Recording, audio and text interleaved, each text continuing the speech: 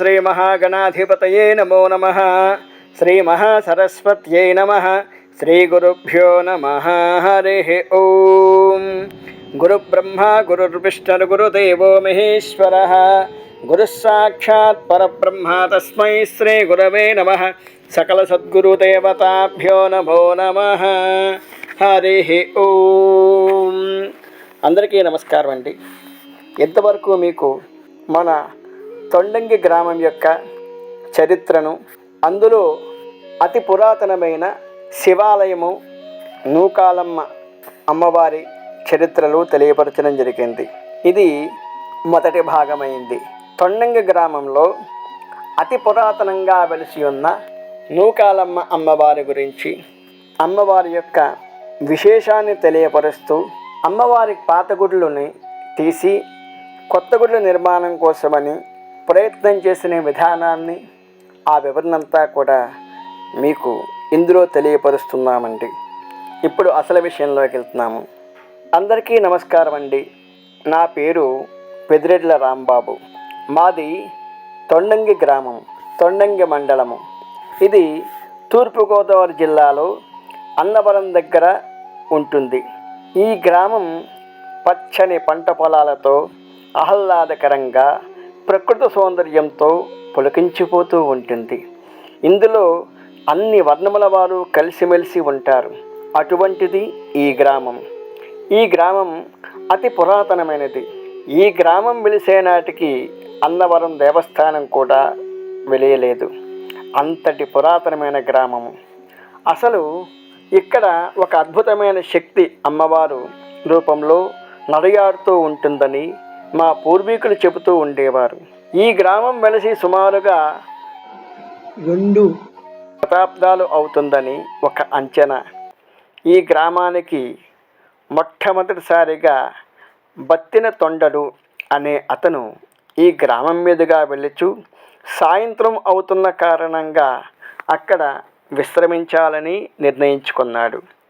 అయితే ఆ రోజు అమావాస్య. జనసంచారం లేని ప్రదేశం. అందులో అంతా అడవిని తలపిస్తూ ఉంది. అనేక రకాల మొక్కలతో నిండి ఉంది.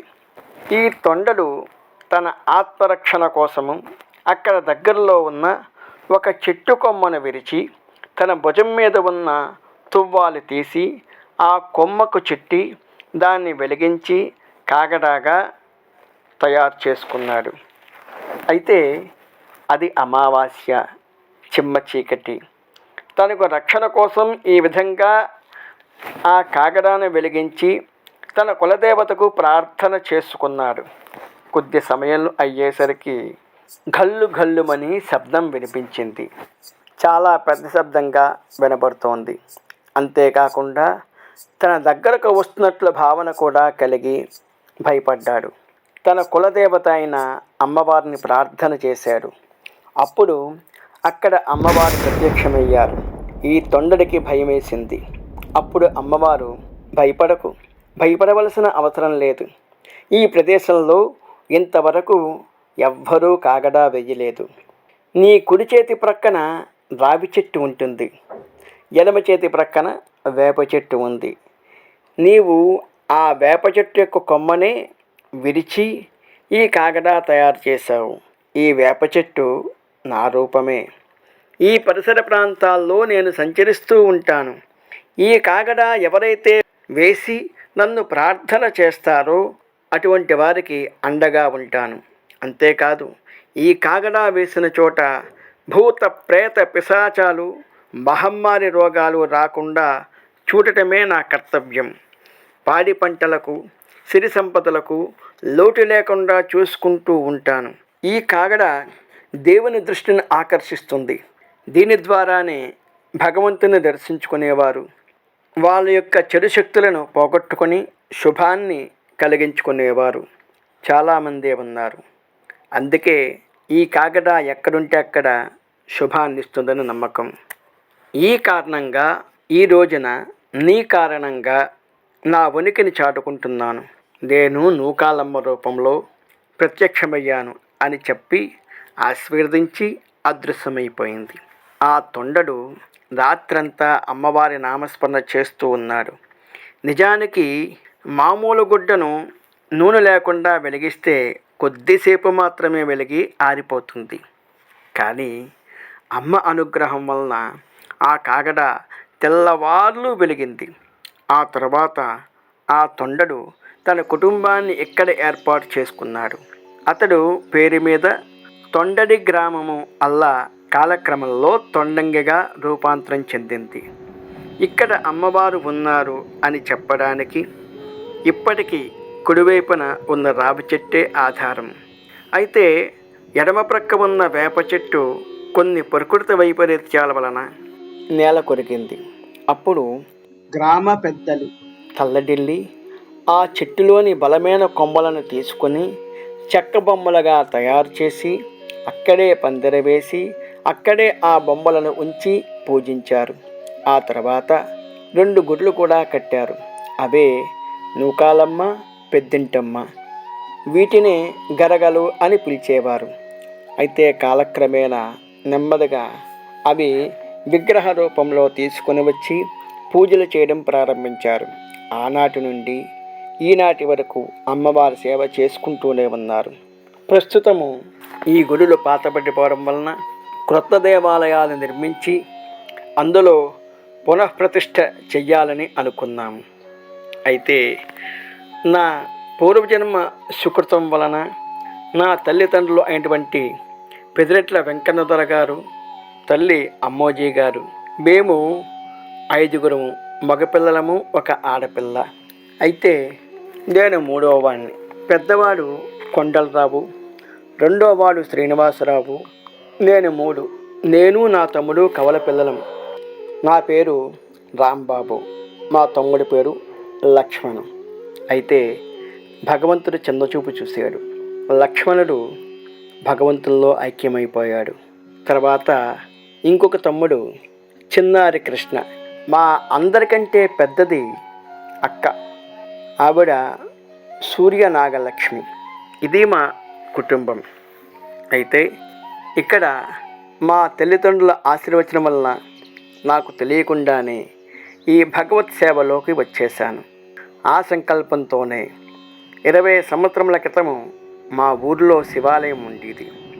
ఆ శివాలయం పాతపడిపోవటం వలన నేను, మా పెద్దలు, గ్రామ ప్రజల సహకారంతో, మరికొంతమంది మిత్రులు, దాతల సహాయ సహకారాలతో శివాలయాన్ని అత్యద్భుతంగా నిర్మించుకున్నాం.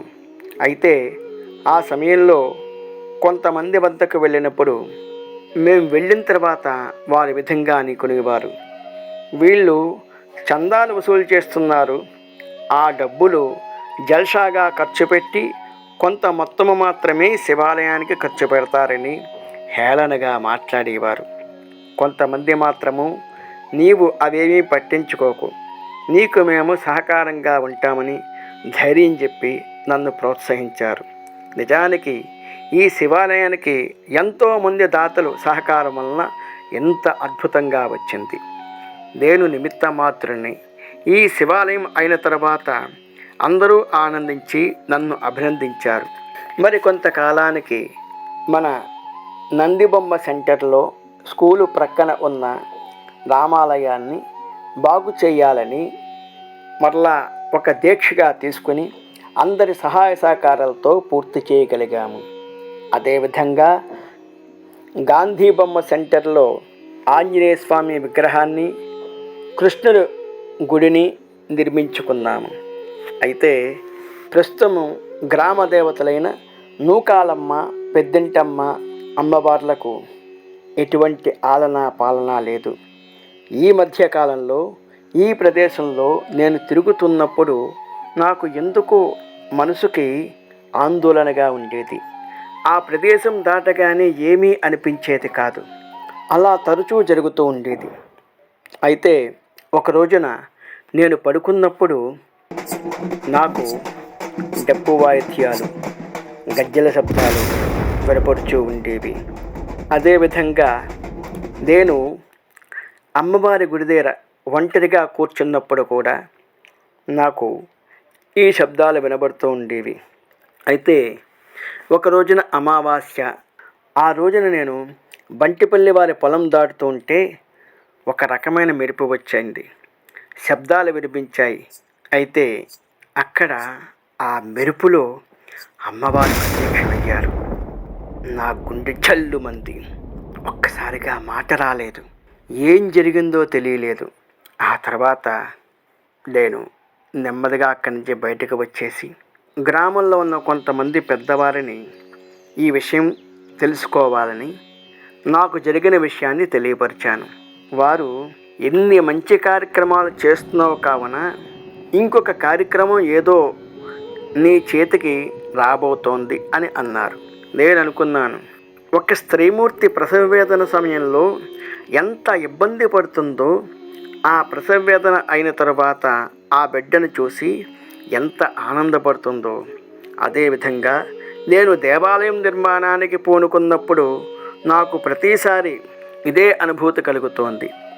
అది పూర్తి అయిన తర్వాత అందరూ మెచ్చుకొని ప్రశంసిస్తూ ఉంటే ఇది నా ఒక్కడి కష్టము కాదు, నాతో పాటుగా మీ అందరి సహాయ సహకారాల వలన ఇంత బాగా జరిగింది అని అంటూ ఉండేవాడిని. అయితే ఈ విషయాన్ని తెలియపరుస్తున్న సమయంలో తమ్ముడు ఇలా రా అని పిలిచారు. ఎవరినో అనుకుని ఊరుకున్నాను. తమ్ముడు రాంబాబు నిన్నే అన్నాడు. నేను వెనక్కి తిరిగి చూశాను. ఆయనే దేవులపల్లి చంద్రయ్య గారు. నేను వెళ్ళాను. ఆయన రా కూర్చో అన్నారు. కూర్చున్నాను. ఆయన, తమ్ముడు, ఈ మధ్యకాలంలో నాకు నీతో మాట్లాడాలని తరచూ అనిపిస్తోంది. దేనికి అన్నయ్య అన్నాను. ఆయన, నీకు ఒక విషయం చెప్పాలి. అది నీవు నమ్ముతావో లేదో నాకు తెలియదు. ఈ విషయాన్ని ఎవరితో చెబితే బాగుంటుందా అని ఆలోచించగా దానికి నువ్వైతేనే న్యాయం చేస్తావని నీకోసం 2 రోజుల నుంచి తిరుగుతున్నాను. మీరు ఎప్పుడూ ఇలా మాట్లాడడం నేను చూడలేదు. ఇలా మాట్లాడుతున్నాడేంటా అని అనుకున్నాను. నేను అన్నాను, అన్నయ్య అసలు విషయం చెప్పన్నయ్య అన్నాను. ఆయన ఈ విధంగా చెప్పారు. తమ్ముడు, నాకు ఈ మధ్య చేతిలో అగ్నిహోత్రము, ఇంకొక చేతిలో వేపమండలు, తలపై కిరీటము, నల్లని ఆకారము నా దగ్గరికి వచ్చినట్లుగా నాకు కల వస్తోంది. ముందు నేను భయపడ్డాను. నెమ్మదిగా అమ్మవారు అయి ఉంటారని అనుకున్నాను. ఎవరా అని ఆలోచిస్తే ఇంకెవరు, మన గ్రామదేవత అయిన నూకాలమ్మ అమ్మవారు. అయితే డప్పుల శబ్దాలు వినబడుతున్నాయి. కూర్చున్నా, నించున్నా, ఎక్కడికి వెళ్ళినా ఇది నన్ను వెంటాడుతోంది.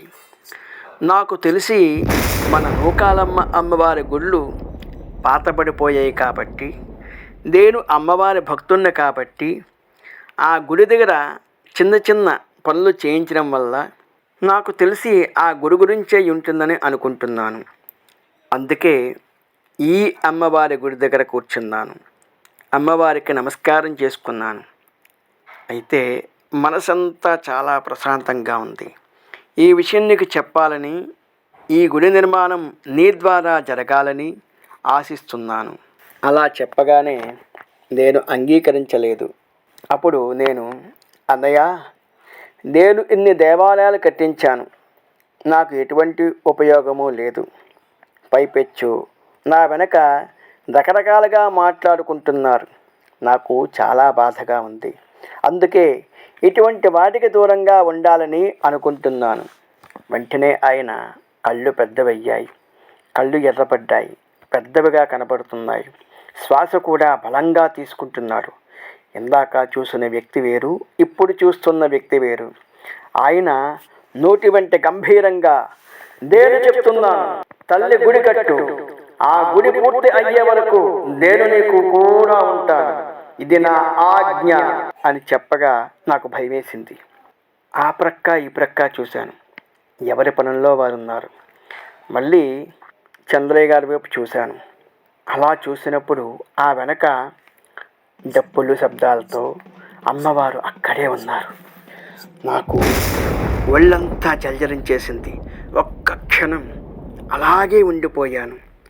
నేను నెమ్మదిగా తేరుకుని, అన్నయ్య, అన్నయ్య అని పిలిచాను. ఆయన, తమ్ముడు అన్నారు. ఏమైందన్నయ్య అన్నాను. ఏమో తెలియదు తమ్ముడు అన్నారు. నాకు తెలిసి అమ్మవారి గురి గురించే చెప్పమని ఉంటారు అన్నారు. అంతేకాకుండా ఆ దేవుడిపల్లి చంద్రయ్య గారు, నేను నీ కూడా ఉంటానని చెప్తున్నాను.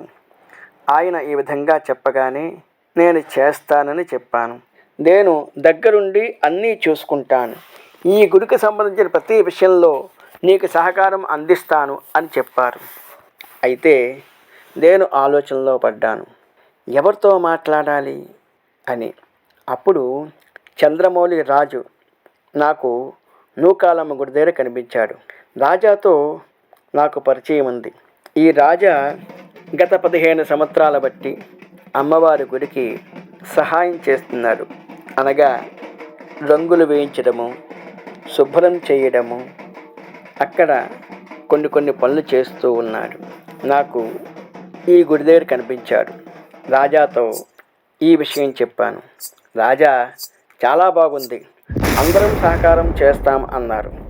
ఆ తర్వాత అదే సమయంలో దేవులపల్లి శ్రీను, బుజ్జన్న, కొల్లేపర వెంకట్రాజు గారు వాళ్ళు కూడా వచ్చారు.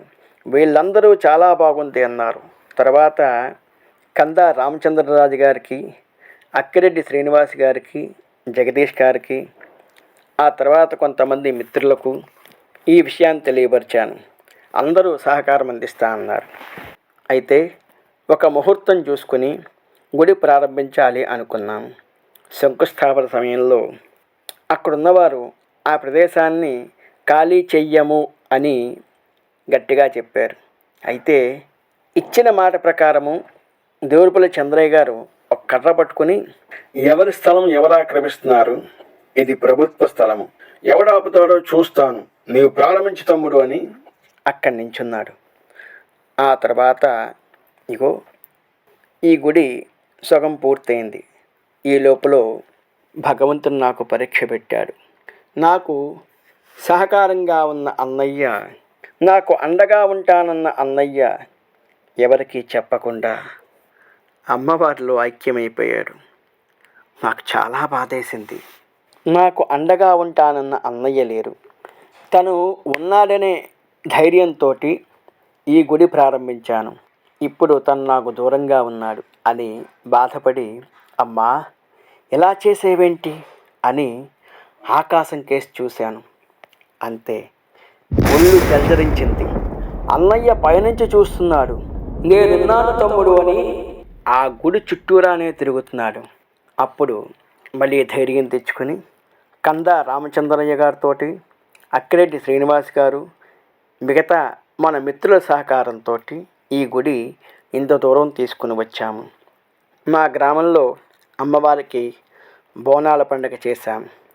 ఆ పండగ నూకాలమ్మ, పెద్దంటమ్మ అమ్మవార్లకు కూడా చెయ్యాలని, గరగలు తిప్పాలని, గ్రామమంతా తిప్పాలని సంకల్పం చేసుకున్నాం. ఈ గరగలకు లేదా ఘటాలకు వేదోక్తంగా చరిత్ర లేదు, కానీ పురాణోక్తంగా ఉంది. అది అసలు గరగలను గ్రామ దేవతల సంబరాల్లో వినియోగించడానికి కారణము అమ్మవారి రూపాలుగా భావించి తలపై పెట్టుకుని గ్రామమంతా తిరుగుతూ ఉంటాం. నిజానికి పార్వతీదేవి అమ్మవారి యొక్క 101 రూపాలే ఈ అమ్మవార్లు. ఈ గరగల ఆచారము, ఈ గరగల నాట్యము ఎక్కువగా ఆంధ్ర, తూర్పు, పశ్చిమ గోదావరి జిల్లాల్లో ఉంటుంది. పూర్వకాలం అయితే ఘటాలని పిలిచేవారు. ఘటం అనగా మట్టి కుండ. ఈ మట్టి కుండకి గ్రామ దేవతల సంబర సమయంలో పాలఘటము, పూటి ఘటము అని 2 ఘటాలు గ్రామాల్లో తిప్పేవారు. ఇవి సాయంత్రం నుండి గ్రామాల్లో తిరగడం ప్రారంభిస్తాయి. పాలఘటం అన్నప్పుడు డప్పుల వాద్యాలతో, వేపమండలతో ధూపం వేసుకుంటూ గ్రామంలో తిప్పుతారు. దీనిలో అందరూ బియ్యం వేస్తారు. ఇది సంపదకు చిహ్నం అని అంటారు. దీని తర్వాత కూటిఘటం, దీనిలో పెరుగన్నం వేస్తారు. ఇది కూడా ఆ ప్రజలు వంట వండుకున్న తర్వాత కొంత అన్నాన్ని అమ్మవారికి నివేదనగా చేసి వేరుగా తీసి మిగిలిన ప్రసాదంగా భుజిస్తారు. ఆ ఘటం వచ్చినప్పుడు ఈ వేరుగా ఉంచిన అన్నాన్ని పెరుగుని ఆ ఘటంలో వేస్తారు. ఇది కడుపు చలవ నిమిత్తము, సంతాన సౌభాగ్య నిమిత్తము ఈ విధంగా ఘటాలు తిరుగుతూ ఉండేవి. కాలం మారిన తర్వాత లోహపు వస్తువులతో పడగ ఆకారాలతో పైన అమర్చిన గరగను తయారు చేశారు. దీనిని కాలానికి చిహ్నంగా తీసుకున్నారు. గరగలు వచ్చేటప్పుడు అమ్మవారి స్వరూపంగా భావించి గరగ ఎత్తుకున్న వారి పాదాలను పసుపు నీళ్ళతో కడిగి పసుపు కుంకుమ చీర జాకెట్టు సమర్పిస్తారు. దీనివలన ఆ కుటుంబంలో ఆడపిల్లలకు అన్ని విధాలుగా బాగుంటుందని ఒక ఆచారం ఉంది. దీని ముఖ్య ఉద్దేశము గ్రామ ప్రజలు సుఖంగా ఉండాలని, అరిష్టాలు తొలగాలని, పిశాచ భయాలు పోవాలని, ముఖ్యంగా గ్రామ సంరక్షణకు గ్రామదేవతే మూలమని, ఆ గ్రామదేవతకు ప్రతిరూపంగా ఈ గరగను తీసుకుని వచ్చి జాతర చేస్తారు. ఈ గరగని అమ్మవారిగా భావించి ప్రతి ఒక్కరూ గరగకి పూజ చేస్తారు. ఇప్పటికీ మన ఆచారాల్లో ముఖ్యంగా వివాహ సమయంలో గరగమంతను పసిడి కలశలను అని వాడుతూ ఉంటాం. ఇవి చిన్న చిన్న మట్టి కుండలకు రంగులు వేసి వివాహ సమయంలో వాటికి పసుపు కొమ్ము కట్టి అందులో పసుపు కుంకుమ పువ్వులు ఇటువంటి ద్రవ్యాలతో పూజించి వివాహ ప్రదేశం దగ్గర వీటిని భద్రంగా ఉంచుతారు. అరుంధతి నక్షత్రాన్ని చూచేటప్పుడు ఈ గరగమంతను నీళ్లతోనే అర్ఘ్యప్రదానాలు ఇప్పిస్తారు. అనగాచిన గ్రామదేవత సమక్షంలో దంపతుల కింద నిర్ణయించబడతారు. దీనికి ఒక చిన్న పురాణ గాథ కూడా ఉంది. ద్రౌపదీదేవి తన వివాహ సమయంలో ప్రక్కన ఉన్న ఈ గరగమంతను అందులో పసుపు కుంకుమ అవన్నీ వేసి తన శిరస్సు మీద ధరించి ఆనందంతో నాట్యం చేసిందని, అంత పవిత్రమైన గరగను వివాహ సమయంలో మనం ఎప్పటికీ వాడుతూ ఉన్నాం. ఈ గరగలకి ఏ గ్రామదేవత అయితే ఆ గ్రామదేవత పేరు చెప్తాం. మన గ్రామంలో నూకాలమ్మ, పెద్దింటమ్మ అమ్మవార్లుగా వెలిశారు కాబట్టి మన గరగలకు నూకాలమ్మ, పెద్దింటమ్మ అని పెట్టి సంబరాలు జరుపుతూ ఉంటున్నాం. ఇటువంటి అమ్మవార్లకు దేవాలయ పునర్నిర్మాణము జరుగుతూ ఉంది. అంతటి విశిష్టమైన ఈ నూకాలమ్మ, పెద్దింటమ్మ అమ్మవార్లకి కొత్త గుడులలో ఏర్పాటు చేయాలని సంకల్పించి ఈ నూకాలమ్మ గుడికి ఇంకా కొన్ని ఖర్చులు ఉన్నాయి కాబట్టి ప్రతి ఒక్కరూ ఎవరికి ఎంత శక్తి ఉంటే అంత ఆర్థికంగాను శారీరకంగాను అన్ని విధాలుగా సహాయ సహకారాలు అందించాలని ప్రతిష్ఠ రోజున ప్రతి ఒక్కరూ కుటుంబంతో వచ్చి అమ్మవారికి పసుపు కుంకుమ సమర్పించి అమ్మవారి యొక్క అనుగ్రహాన్ని పరిపూర్ణంగా పొందాలని కోరుకుంటున్నాము. ఈ నూకాలమ్మ దేవాలయానికి నాతో సహకరిస్తున్న వారు కందా రామచంద్రం గారు, అక్కిరెడ్డి శ్రేణు గారు, దూలం జమీందారు గారు, చంద్రమౌళి రాజా గారు, దేవురుపల్లి చంద్రయ్య గారు లేటు, దేవురుపల్లి శ్రేణు గారు, కొల్లేపర వెంకట్రాజు గారు, గ్రామ పురోహితులు బుజ్జన్న గారు, జగదీష్ గారు. వీరు కాకుండా ఇంకా చాలామంది నాతో కూడా ఉండి నాకు సహకారం చేస్తున్నవారు.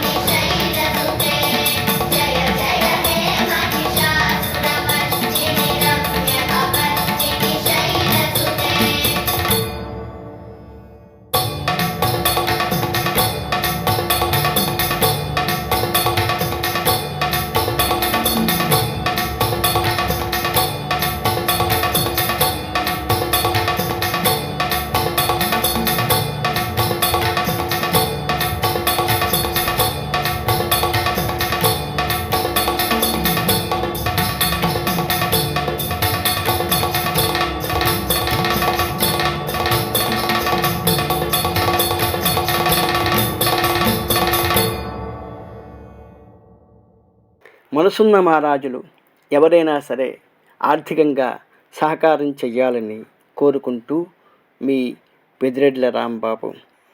ఇది నూకాలమ్మ అమ్మవారి గుడి నిమిత్తము, కొత్త గుళ్ళు కట్టాలని సంకల్పం నిమిత్తము మీ అందరికీ ఈ విషయాన్ని తెలియపరచడమైనది. ధన్యవాదాలు. సర్వే జనా సుఖినో భవంతు. సర్వే జనా సుఖినో భవంతు. సర్వే జనా సుఖినో భవంతు. ఓం శాంతి శాంతి శాంతి. నా పేరు శ్రీనివాస్ శర్మండి. నేను పురోహితుణ్ణి. నా ఫోన్ నంబరు 9885077984. మరి యొక్క నంబరు 6304720012. ఇది శ్రీ గాయత్రి వైదిక స్మార్త ఆధ్యాత్మిక సేవాలయం తరపున ఇటువంటి పూజా కార్యక్రమాలను తెలియపరుస్తున్నామండి. అంతేకాకుండా మా గురుదేవుల ఆజ్ఞ ప్రకారము మా బంధుమిత్రుల సహకారంతో మేమంతా కలిసి ఒక యూట్యూబ్ ఛానల్ ఏర్పాటు చేసామండి.